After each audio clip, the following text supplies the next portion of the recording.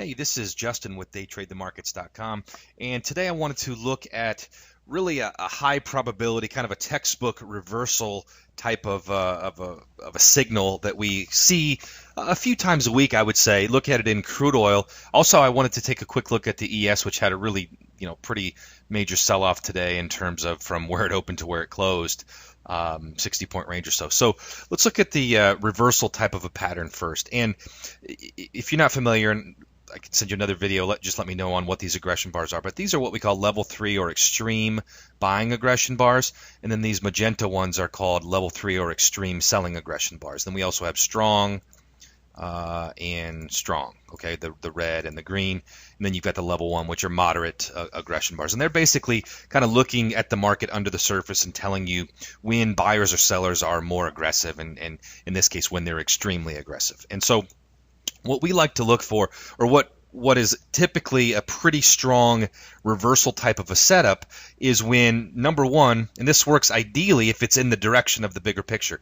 Now in in crude, the bigger picture bias is down, and you can go to the gas pump and see that that's true over the past several months. The bigger picture bias is down. So we're looking ideally for buyers to fail and for sellers to step in, okay? In this case, because the bigger picture bias is down. So here we have a situation where really extreme buying comes in, and we know that these level 3 bars are either the beginning of something big, or they can also be capitulation. And so again, if we get extreme buying in a down market, it's oftentimes capitulation.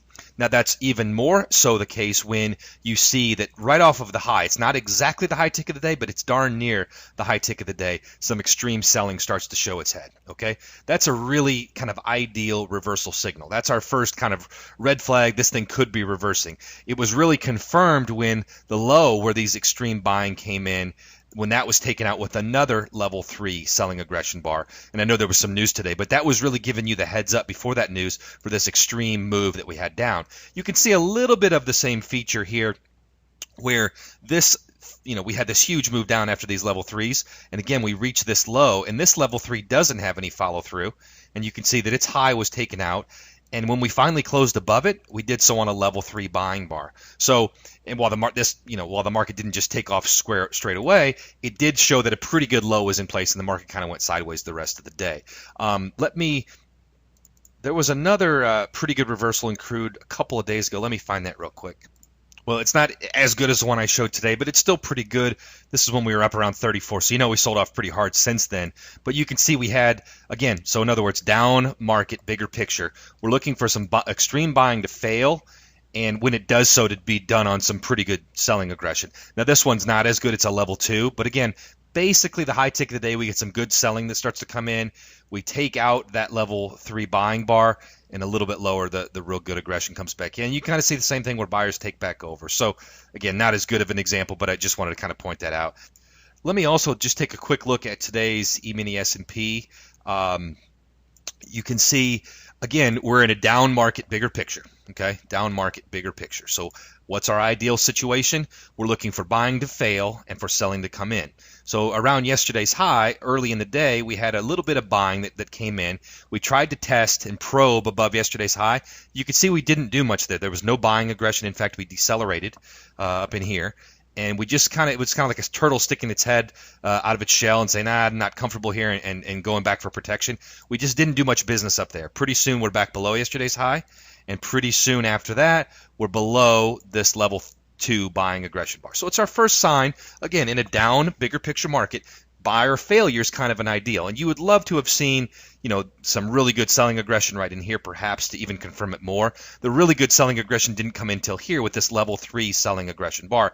And so this one formed a nice, consolidation zone. So we know somewhere toward the upper third of that bar should be good trade location, and it certainly was. Then again, when we made new lows for the day at level 2 bar, the next time we made new lows on aggression, here's a level 2 bar. We took out yesterday's low on a level 2 bar. So it's not amazing aggression, but it's certainly showing us that sellers are in control of the market. Every time there's a good selling bar, we can test the high, but essentially the high holds and we have follow through. Whereas when we get a buying bar, it gets quick rejection. Buying, rejection, buying, rejection. We take out Monday's low, which is also a 3-month low, on some really good selling aggression. You can see then again, we did kind of go sideways the rest of the day. But it's showing you, again, in a down, bigger picture market, our ideal situation is failure of buying, increase in selling. So again, this is a level 2, but we had a failure of buying and increase in selling right there.